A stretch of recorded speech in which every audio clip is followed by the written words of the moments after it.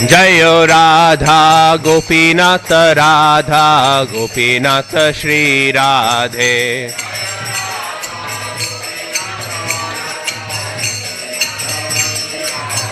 जय प्रभुपादा जय प्रभुपादा जय प्रभुपादा श्रील प्रभुपादा।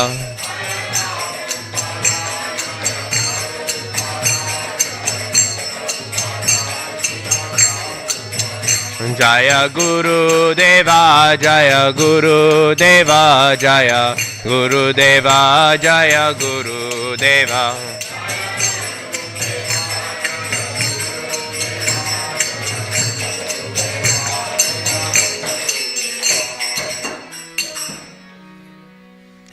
जय नित्य लीला प्रविष्ट ओम विष्णुपाद परमहंस परिव्राजकाचार्य स्तोत्र शद श्री श्रीमद् भाय चरणारविंद भक्ति वेदांत स्वामी श्रील प्रभुपाद की जय। जय नित्य लीला प्रविष्ट ओम विष्णुपाद परमहंस परिव्राजकाचार्य स्तोत्र शद श्री श्रीमद् भक्ति सिद्धांत सरस्वती ठाकुर श्रील प्रभुपाद की जय।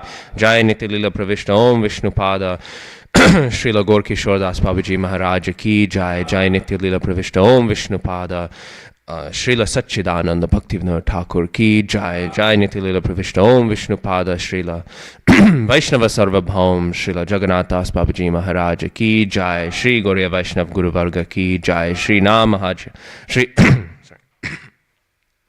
श्री नामाचार्य हरिदास ठाकुर की जय। प्रेम से कहो श्री कृष्ण चैतन्य प्रभु नित्यानंद श्री अद्वैत गदाधर श्री वसुदेव गौर भक्त वृंद की जय।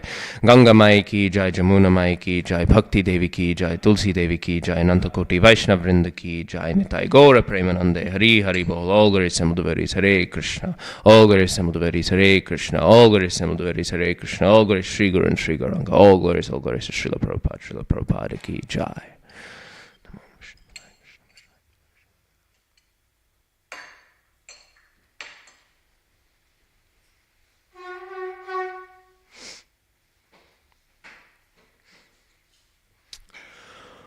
ओम नमो भगवते वासुदेवाय।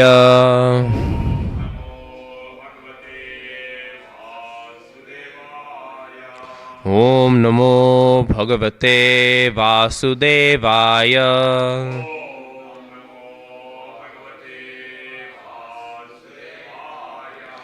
ओम नमो भगवते वासुदेवाय।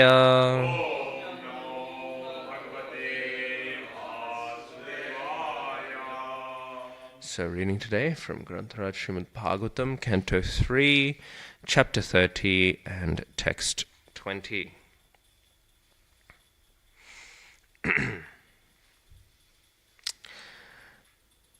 Yatana deha avritya Pashair badhva gale balat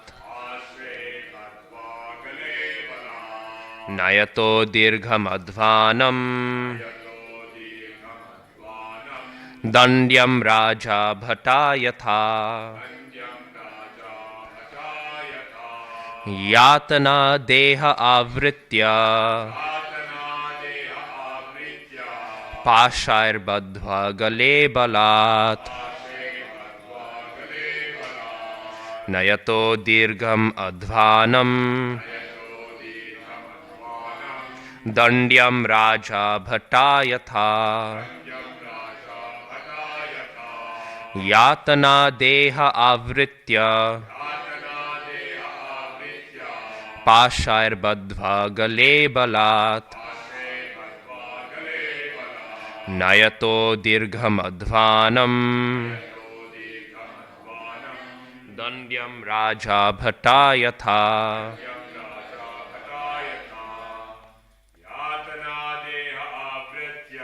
Yatana deha avritya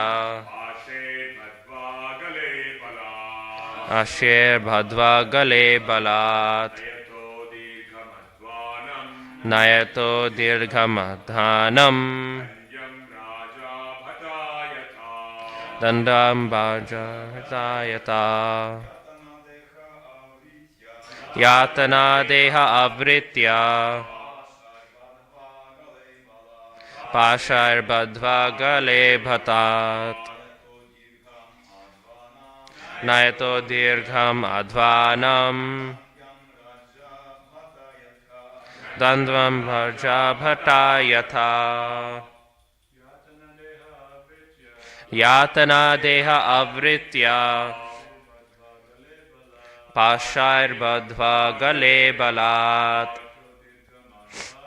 Nayato dirgham advanam Yam yaja bhatayata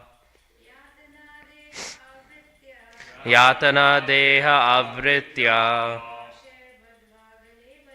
Pashair badhva gale bhalat Nayato dirgham advanam Dandyam raja bhatayatha Yatana for punishment. Dehe, his body. Avritya, covering. Pashaihi, with ropes. Badhva, binding. Gale, by the neck. Balat, by force. Nayataha, they lead. Dirgham, long. Advanam, distance. Dandyam, a criminal. Raja Bhataha, the king's soldiers. Yatha, as. Translation. As a criminal is arrested for punishment by the constables of the state, a person engaged in criminal sense gratification is similarly arrested by the Yamadutas, who bind him by the neck with strong rope and cover his subtle body so that he may undergo severe punishment. Purport. Every living entity is covered by a subtle and gross body. The subtle body is the covering of mind, ego, intelligence, and consciousness. It is said in the scriptures that the constables of Yamaraj cover the subtle body of the culprit and take him to the abode of Yamaraj to be punished in a way that he is able to tolerate. He does not die from this punishment, because if he died, then who would suffer the punishment? It is not the business of the constables of Yamaraj to put one to death. In fact, it is not possible to kill a living entity because factually he is eternal. He simply has to suffer the consequences of his activities of sense gratification. The process of punishment is explained in the Chaitanya Charitamrita. Formerly, the king's men would take a criminal in a boat in the middle of the river. They would dunk him by grasping a bunch of his hair and thrusting him completely underwater, and when he was almost suffocated, the king's constables would take him out of the water and allow him to breathe for some time. And then they would again dunk him in the water to suffocate. This sort of punishment is inflicted upon the forgotten soul by Yamaraj, as will be described in the following verses. Again, the translation. As a criminal is arrested for punishment by the constable of the state, a person engaged in criminal sense gratification is similarly arrested by the Yamadutas, who bind him by the neck with strong rope and cover his subtle body so that he may undergo severe punishment. Translation and purport by His Divine Grace, Srila A.C. Bhaktivedanta Swami Prabhupada Ki Jai. Om Jnanatimidandhasya Jnananjana Shalakaya Chakshurun Militam Yena Tasmai Shri Gurave Namaha Shri Chaitanya Manobhishtam Stapitam Yena Bhutale Swayam Rupah Kadama Hyam Dadati Svapadantikam Vandeham Shri Guru Shri Yuta Padakamalam Shri Gurun Vaishnavamscha Shri Rupam Sagrajatam Sahagana Raghunatha Thanvitam tam sajivam sadvaitam savadhutam parijana sahitam Krishna Chaitanya Devam Shri Radha Krishna Padan Sahagana Lalita Shri Vishakhanvitamscha He Krishna Karuna Sindho Dinabandho Jagatpate Gopesha Gopika Kanta Radha Kanta Namostute Tapta Kanchana Gourangi Radhe Vrindavaneshwari Vrishabhanu Sute Devi Pranamami Hari Priye Namo Mahavadanyaya Krishna Prema Pradayate Krishnaya Krishna Chaitanya Namne Gauratushe Namaha Vanchakalpatarubhyascha Kripa Sindhubhya Evacha Patitanam Pavanebhyo Vaishnavebhyo Namo Namaha Jaya Shri Krishna Chaitanya Prabhu Nitya Nityananda Shri Advaita Gadadhara Shri Vasadi Gaura Bhakta Vrinda Hare Krishna Krishna Krishna Hare Hare Hare Rama Rama Rama Hare Hare. So today we're continuing this section of Srimad Bhagavatam. It's a rather heavy section of Srimad Bhagavatam. It's very nectarian, but maybe a different type of nectar than we are sometimes accustomed to. And it's continuing on this complete description of the nature of sinful activities. From the beginning, we've been discussing how people are illusioned, how they're enchanted into engaging in sinful activities, right? We know very famously in the 3rd chapter of the Bhagavad Gita, Arjuna, after hearing the 2 arguments for the necessity of the practice of karma yoga, which are, of course, purification, if one is not purified enough, and which also are to set a proper example, even if one is purified enough, so that others may be purified enough. Arjuna wonders, what is the need for all of this purification, right? We're speaking, the necessity, not only for me to be purified, but for everyone to be purified. So what is the need for this? And then so he famously asks, what is this force that compels one to act in such sinful ways? And of course then Krishna responds that it is lust, right? And in many ways we see this section of Srimad Bhagavatam is elaborating upon such a concept and delving deeper into it. And so today we're hearing about the nature of punishment in the court of Yamaraj.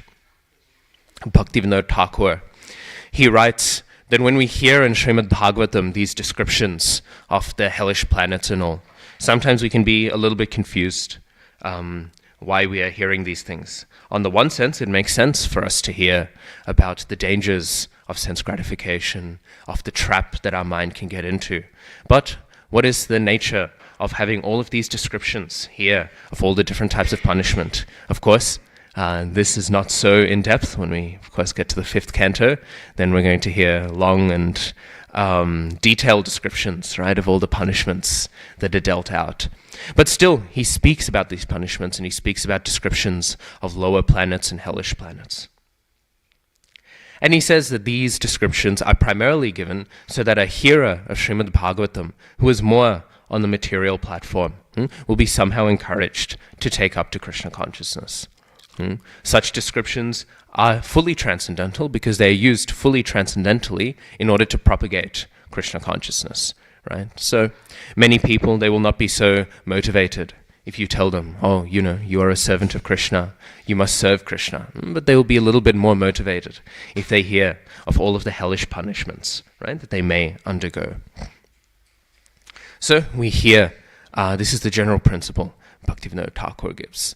And this is, of course, because the materialist is not so compelled to spiritual life, right?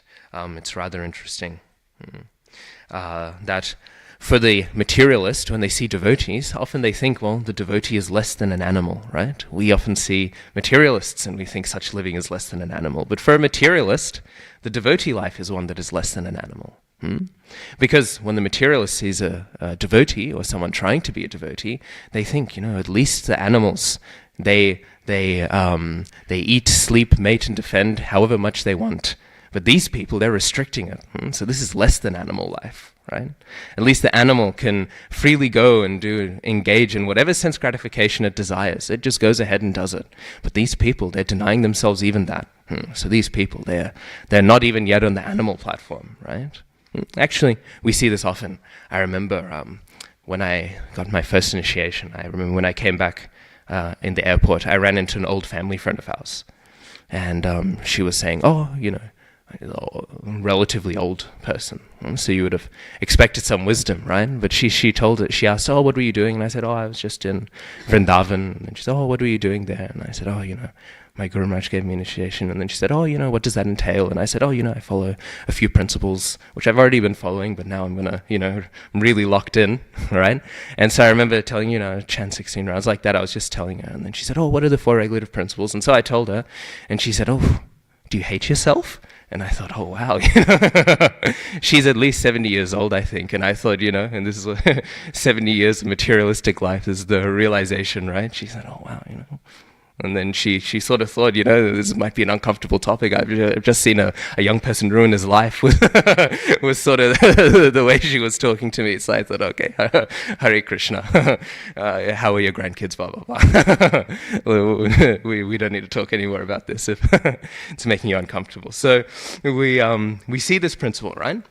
To the materialist, spiritual life is less than animalistic, right? So they see this and they think, oh, here's a person, wasting their life, right? Because they could be doing so many things. Another person I know in my university, he's one of my classmates, and he's very, very intelligent, very smart. And we were sitting down and having lunch in between classes, right? So we'd both packed our lunch and we were speaking. And so we were just asking, and he was speaking, he was saying, oh, what's your philosophical view on this? And so I was speaking a little bit about Krishna consciousness and stuff. And then he was telling me, he said, my view is, my body is like an animal's body. So I just need to eat, I just need to go to the gym and be healthy, and that's my life done.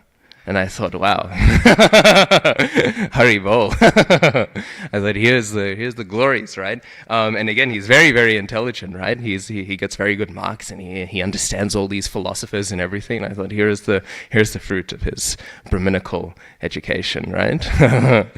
Because we were talking about all sorts of things. I was talking about like the mode of goodness, and I was talking about how we should encourage, ahimsa eating and stuff like that. And then he said, yes, but if I don't eat steak, I won't get big muscles. And I thought, okay, thank you for your realizations. So, so anyways, we see this is how the materialist sees spiritual life. And so we'll see the punishments of Yamaraj in many ways. Of course, they're there so that there can be a proper justice system in the material world. But in the deeper sense, we can say they're really there just to get some fire behind people who are very, very concerned, right, with materialistic life. Actually, we know it's the other way around, right? They have not, they have not even gone to the level, right, of animalistic life. Because we can think, right, that the animal itself, right, the animals don't break the natural order at least, right? So even though they think that the devotee is not even on the animal platform, actually it is a materialist who's not even on the animal platform. At least the animal is engaging in its role in the ecosystem, right? It's engaging in the laws of nature, right? It's engaging in all these things. But the materialists, they're not engaging in the natural laws of nature for the human being, right? It's the nature of the human being, right, to engage in some sort of religious discipline. This is the natural order for the human being, right? And so they go against that. And by going against that, they completely lower themselves below the animal platform. Actually, Bhaktivinoda Thakur, in his commentary on the Shikshashtakam, he says this, Antranada pi sunichena, tarora pi sahishnana, amanina manadena, kirtaniya sadaharihi, right? This is a very famous text. Kurma Rupa Prabhu from Vrindavan, I think, he had it tattooed on his neck, around his neck, because Krishnadas Kaviraj Thakur says all devotees should wear this like a mala to remember it in order to chant. So he very literally got it tattooed, right? So it's a very central text. We all know it. It's one of the real great Mahavakyas, if you will, right, of Krishna consciousness. And so in his commentary upon it, he says that actually we should not think that this is a way to meditate on humility. We should not think, to be lower than a blade of grass is some sort of way to practice humility. We should actually realize that we are factually lower than a blade of grass. And how should we realize this? We should realize this by thinking. The blade of grass, it does nothing positive, right? It just exists. It's not actively building anything. It's not actively doing any service necessarily. Maybe the blades of grass in Vrindavan are doing some active service, right? But the average blade of grass, it's very neutral existence, right? And when one steps on it, what does it do? It simply accepts and then it stays bent, right? And then slowly maybe it'll grow up again, right? So what does this mean? It means it doesn't do anything positive, but it also means it doesn't do anything negative. It's simply in a middling position, right? It doesn't do anything good, it doesn't do anything bad. And Bhaktivinoda Thakur says, when we look at that grass and then we think of ourselves, what do? We resist, right? We resist the ways of the Lord. We resist the ways of nature. We are constantly acting, and we are constantly acting negatively. So Bhaktivinoda Thakur says, when we look at the grass, we should not think, oh, in order to grow in my humility, I should imagine myself to be lower than a blade of grass. He says instead, we should realize that our actual position is that we are lower and more degraded than every single blade of grass on earth. So that's a little bit of a heavy realization. And of course, I was speaking with Amani Gaurahari Prabhu. He's visiting, and we were speaking last night. And we were talking about Haridas Thakur, and I was remembering, I heard, I think from my Guru Maharaj, that Haridas Thakur, whenever of course, the associates of Mahaprabhu, they would be invited into some pious Brahmin's house, Haridas Thakur, he would not be allowed inside, right? They would say, you stay outside. All of these other associates, you come in. You can honor the prasad, but Haridas Thakur, he's not qualified enough, right? And so Haridas Thakur, he would simply accept this, right? And he would stay outside. And then what would happen? Of course, the devotees, they would be so upset, thinking, our dear Haridas Thakur, right? Our dear Haridas Thakur, right? He's out there being neglected. So they would always bring some prasad out for him, right? Some remnants they would bring out, and then he would honor that prasad.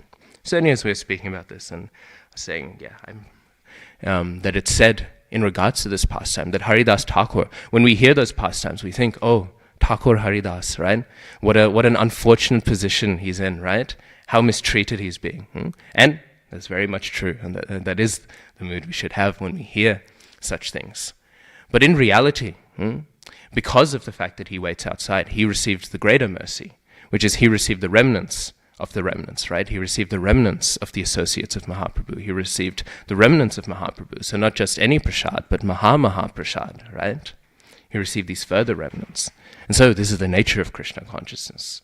When we lower ourselves to the lowest level, we receive the highest of mercies. Anyway, so we were discussing this. So this is the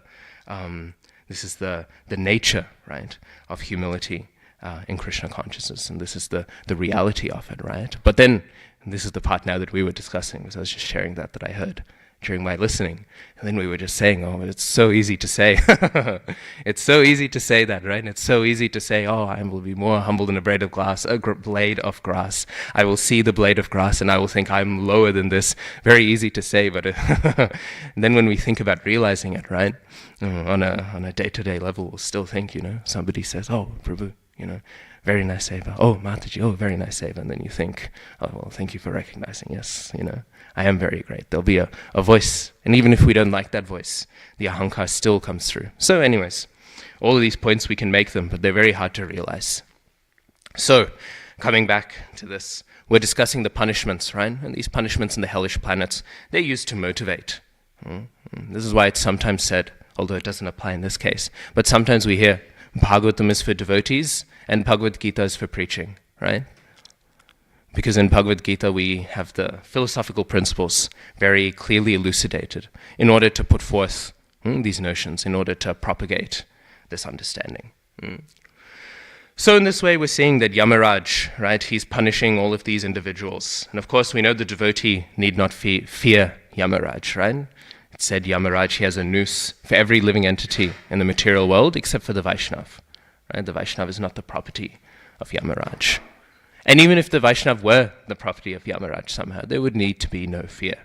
Fear is naturally an outgrowth of material attachment. Because all that fear is the idea that, oh no, I won't be able to enjoy anymore, right?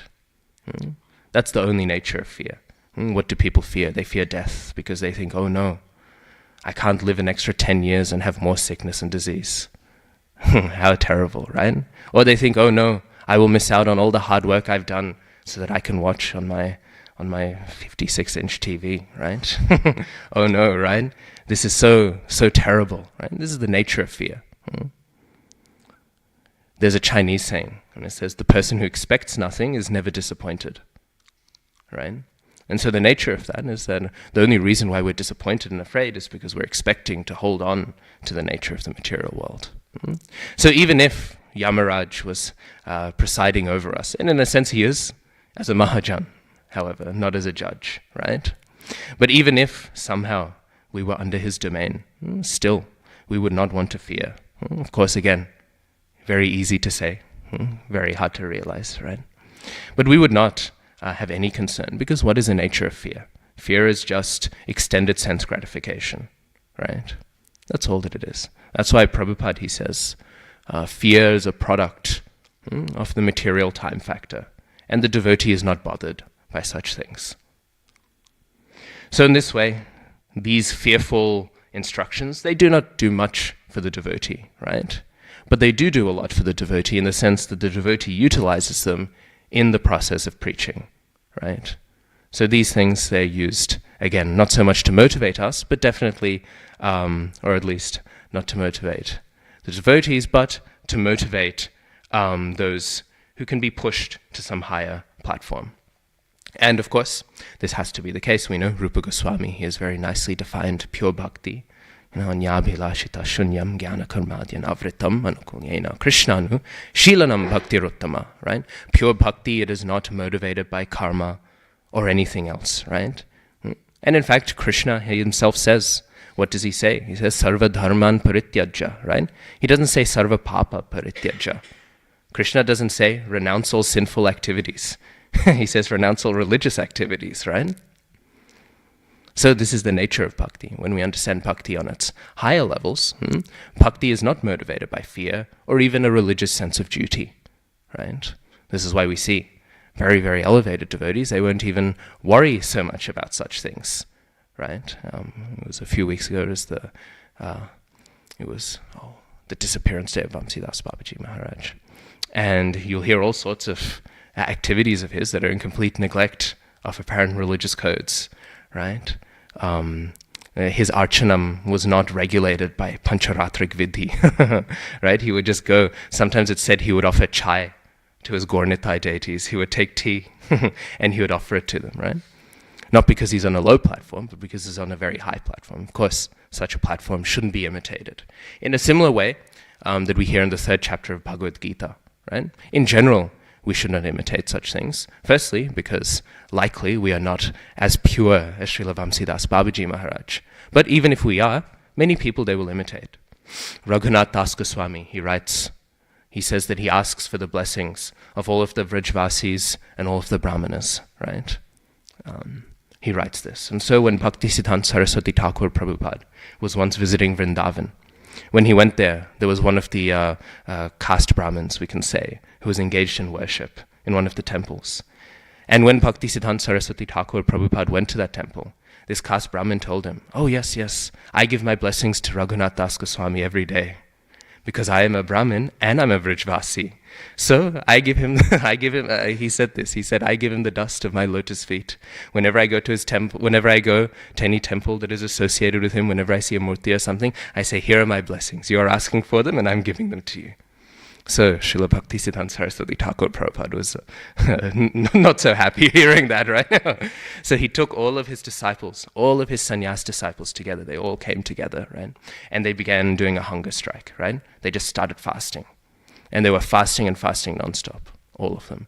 Until all of the sadhus in Vrindavan, they were hearing this and they were discussing this. Oh, Saraswati Thakur, what's going on? He's come here in a car, nicer than any of us, and now he's not eating at all, right? What's happening?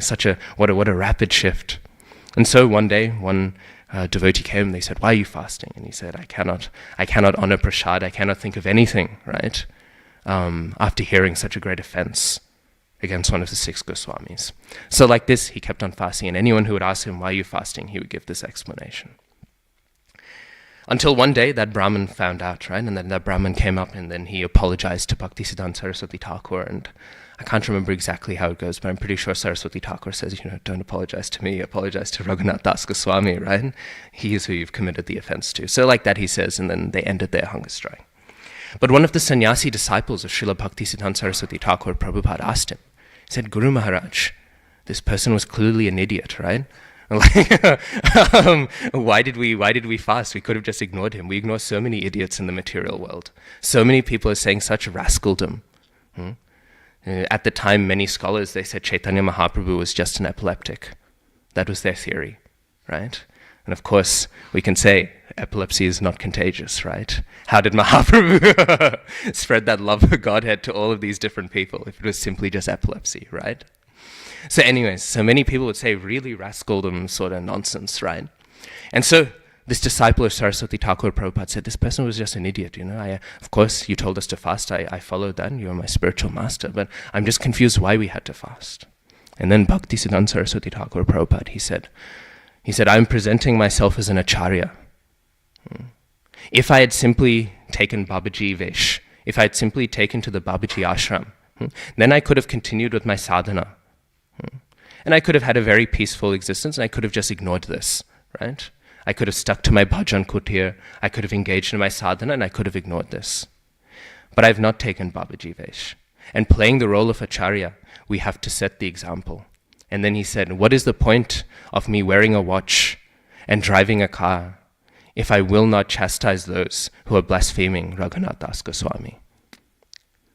Because his point was that even though the devotee can be unbothered by such things, it is the responsibility of the devotee, especially the Goshthanandi, right, who is engaged in outreach, who is engaged in preaching, to set that example, right? And not only to set that example, but to assert that example. That's what he said. He said, if I had been a bhajananandi, if I had taken Babaji Vesh, and I was chanting, in seclusion somewhere, then I would have just ignored him. So, this is the principle of the devotee, right? And this is why, still, even though one can be on a high platform, Saraswati Thakur Prabhupada is not on a very low platform, but still he is so strictly observing and making sure others observe these things, because this is the nature of Vaishnava dealings. So there we see the principle of the 3rd chapter of Bhagavad Gita. It doesn't just apply with karma yoga, right?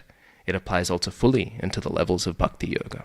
And we know Saraswati Thakur was on a very high platform for many reasons. Firstly, Srila Prabhupada tells us, right? Our Bhaktivedanta Swami Prabhupada tells us, and that is, of course, our highest authority. But also we know other devotees like Vamsidas Babaji Maharaj, who I just mentioned earlier. Whenever he would see Bhaktisiddhanta Saraswati Thakur, he would say, oh, Srimati Radharani must be served, right?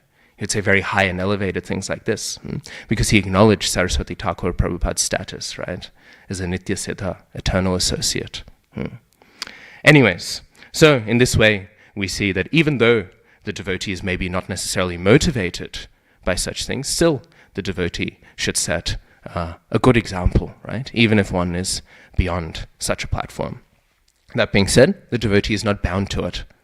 Jayananda Thakur, one of the great disciples of Srila Prabhupada, he is very, very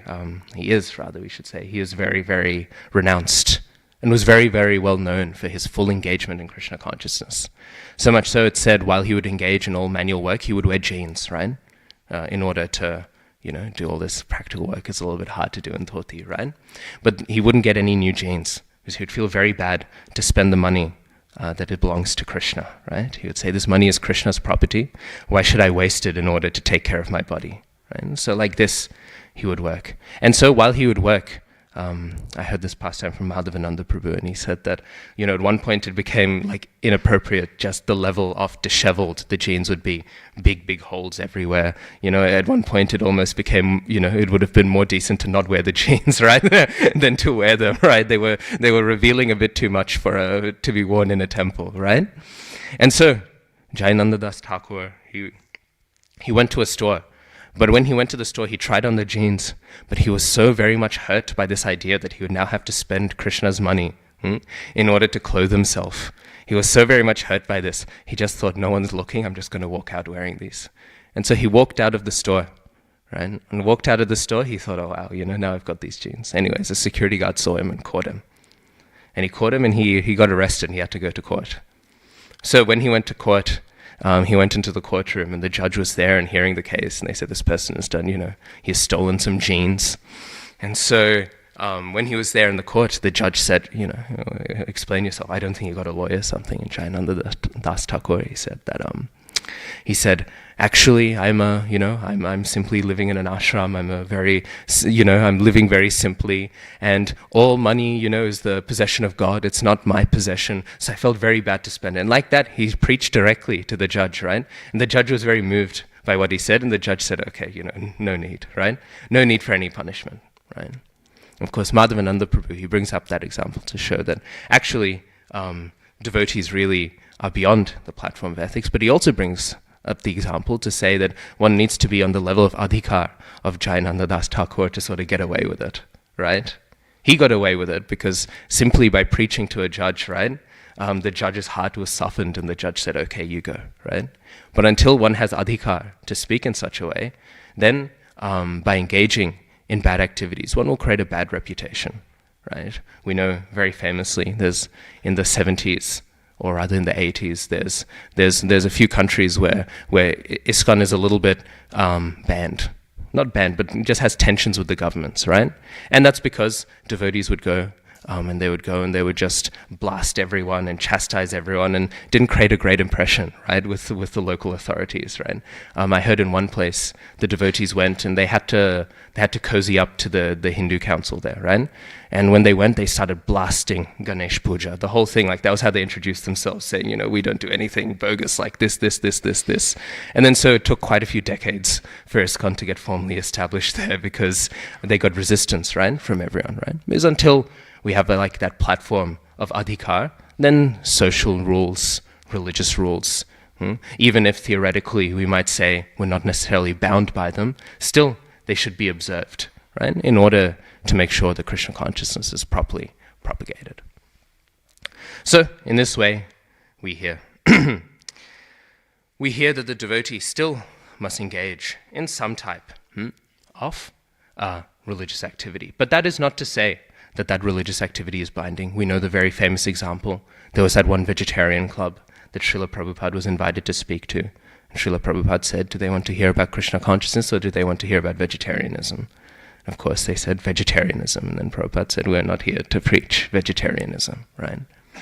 So many letters. I was a few weeks ago going through some examples, and you can look through. Anytime any social issue comes up, it's Prabhupada saying, don't worry about it, right? Even if it's an issue or against. Many examples, all sorts of social ills, and disciples of Prabhupada would say, oh, you know, we should go to a protest or we should start organizing. And Prabhupada would always say, stop wasting your time, right? Just engage in the propagation of Krishna consciousness. Actually, we see in the Padma Purana, and I haven't memorized the shloka, so I've written it down, but it says, man nimitam kritam papam api dharmaya kalpate mam manadritya dharmopi papam syan mat prabhavataha. This is from the Padma Purana. Jiva Goswami quotes it. So does Bhaktivinoda Thakur. A few of our acharyas quote it, so it's not just a random shloka that's floating around on the internet. And what it means is, it says, if one sins for my sake, his sins become pious deeds. If one refuses to worship me, then by my power, his pious deeds become sins. This is, of course, spoken by Krishna, right? So Krishna says this, right? That anything engaged in my service, this is now piety, right? And anything that is not engaged in my service, pious as it may be, well, this is now sinful, right? So we hear this with the ritualistic brahmanas in 10th canto. What do they say? We condemn, right, to hell with our high-born status, to hell with our knowledge of the three Vedas, to hell with all of this, because we have not properly observed worship of the Supreme Personality of Godhead. So this is the nature of Krishna consciousness. But again, such principles, they're very hard to implement, which is why we stress so much surrender to Guru, right? The Guru can understand where to draw and divide these rules.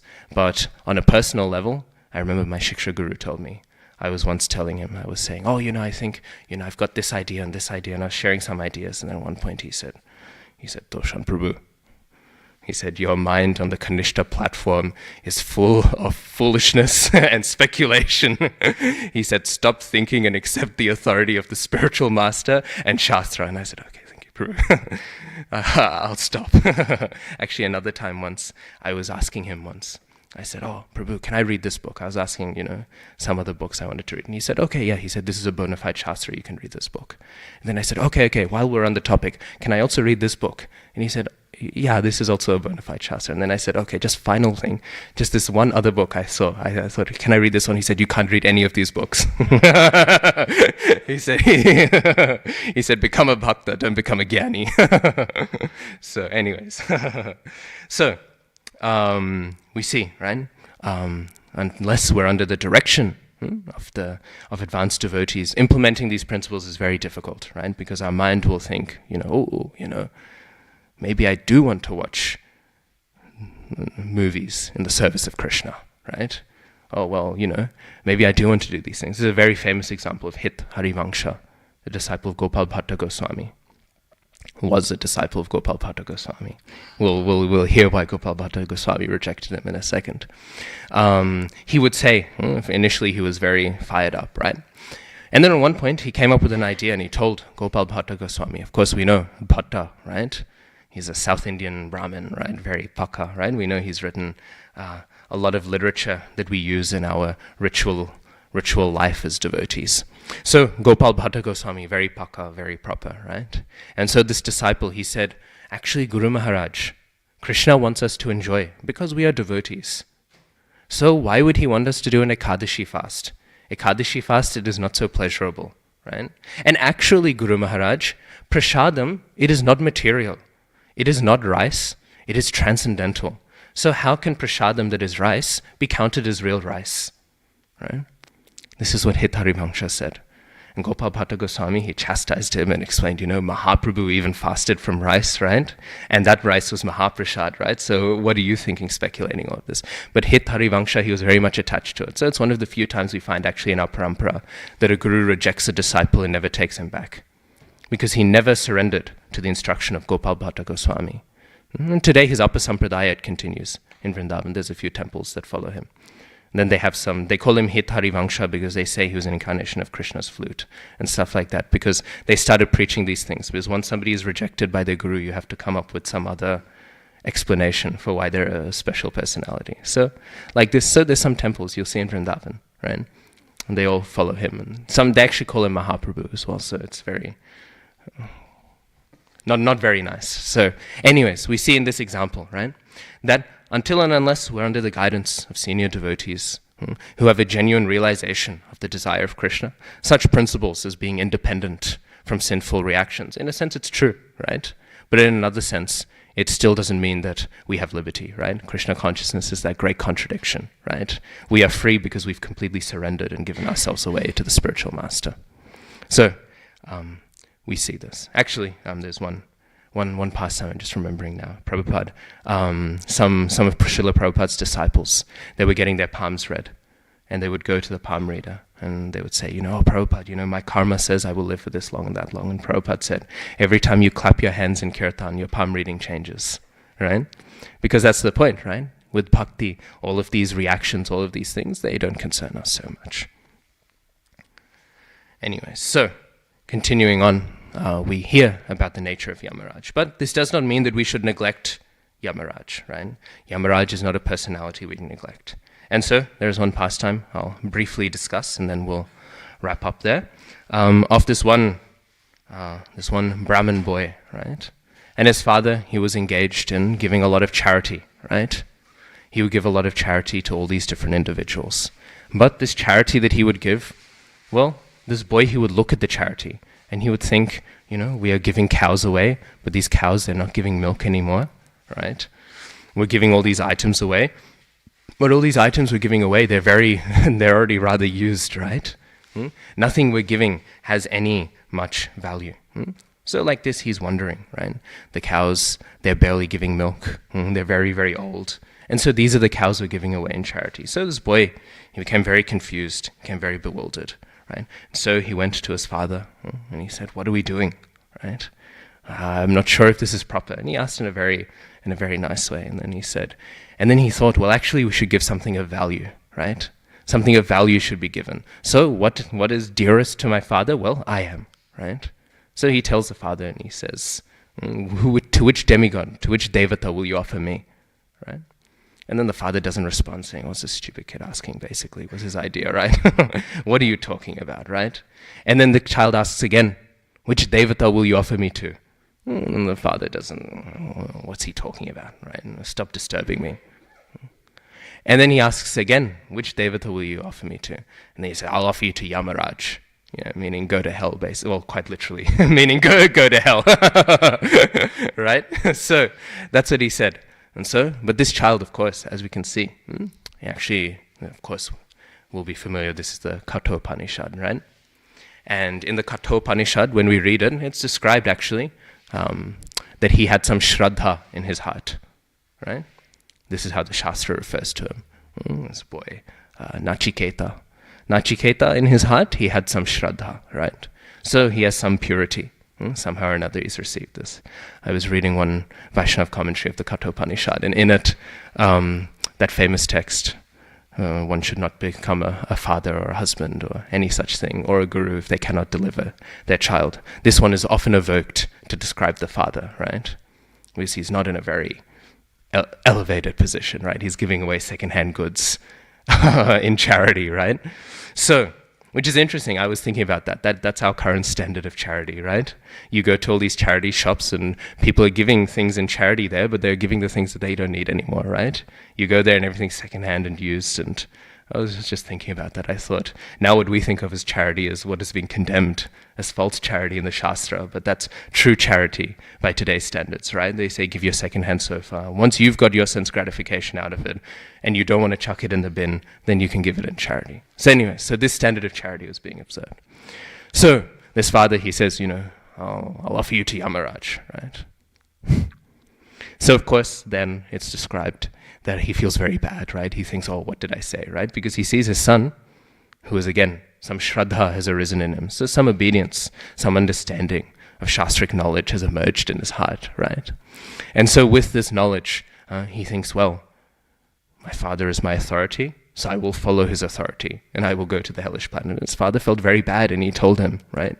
He said, oh no, don't go, I just spoke out of haste, right? I feel very bad for you to go. And then he starts preaching to his father and says, all of our ancestors have died, all of our descendants will die. It is natural at one point that I'll have to go to Yamaraj, right? So you can see the quality of this boy as compared to the quality of the father, right? The father, he's giving bogus charity. After giving bogus charity, he tells his son to go to hell, right? And then after this, he regrets saying it, and then his son is the one saying, no, I will go, right? We can see there's a very strong distinction between these two personalities. So anyways, this boy, he goes to Yamaraj's domain. And when he goes to Yamaraj's domain, Yamaraj, he is not there. He is off somewhere else, right? And so for 3 days, this boy waits. And he's waiting and waiting and waiting. And then at one point, Yamaraj returns, right? We can think he's lucky he wasn't going to Brahmalok, right? Waiting 3 days in Brahmalok wouldn't have been nice when he returns. Because of course he returns at the end, right? And so Yamaraj, he comes, right? And Yamaraj, he feels very bad. He says, I should give hospitality, especially if a Brahmana is coming. We should give some hospitality. So he gives him 3 boons. He says, any 3 things you can ask of me, right? So I brought this up because I think this gives a very nice illustration, right? He gives a nice illustration, as he keeps on going, of how somebody with some shraddha, with some faith in Shastric knowledge, engages with Yamaraj. Because what does he ask for? The first thing he asks for, he says, my father was very angry with me, very upset. In general, he's a bit of a grumpy person. Please make him happy, right? Make him happy so that when I go back, he sees me and he's not so upset. He's a little bit more balanced, right? And so Yamaraj says, tatastu, done, right? He will be very happy. Then for the second benediction, this Brahmin boy, he says, please give me the yagya by which I can attain Svarga. But the way he describes Svarga is he says, let me go to that Svarga where everyone is always happy and no one ever dies. So Yamaraj says, there's two things we can speak about when we're referring to Svarga, right? If we're referring to the place of the demigods, you have not described that place, right? Indra, he is always worried he's going to lose his position. All the demigods are thinking the clock is ticking, and then soon I'll have to engage in the middle planets again. So they're not having a nice time actually. All of the joys of the heavenly planets, they're not real joys. They're actually anxieties. Again, is the point we were making earlier. What is fear? Fear is just an extension of material attachment, right? So in such an existence, what are they doing? Even though they are so happy, all of that happiness is simply a cause for more fear, for more anxiety, right?